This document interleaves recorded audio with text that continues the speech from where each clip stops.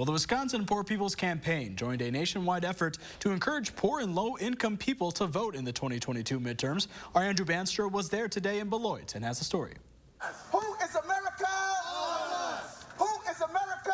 All of us. Dozens joined the Wisconsin Poor People's Campaign in marching the streets of Beloit today in one of many demonstrations across the country Saturday. The group's goal is to encourage low-income people to vote. They say the nation needs policies and politicians that center around the needs of poor and low-wealth people. And we have 2.3 million poor and low-income people in Wisconsin.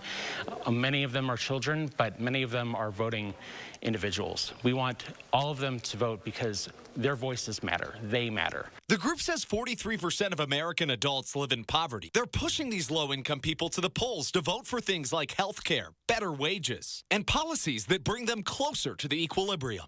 We know that if they do vote, if they come out and vote with these issues in mind, that they can truly change Wisconsin for the better.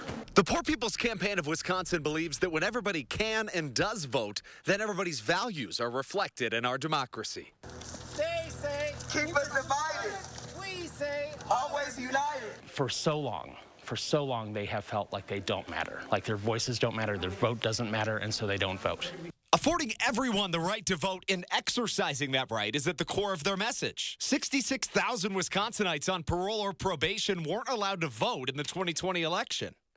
The biggest thing is to allow us to be unified, being able to come together and allow each of us to love each other, to be able to get along so everybody can have a fair quality of life, to be able to live within the United States as well as in the state of Wisconsin.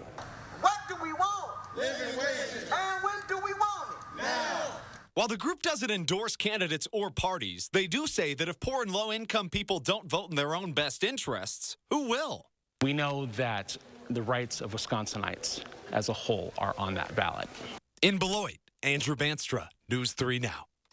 And with the election creeping closer, marches just like this one took place today from Sacramento to Jackson, Mississippi to Boston. Their goal is to get 5 million people to the ballot boxes for the midterms.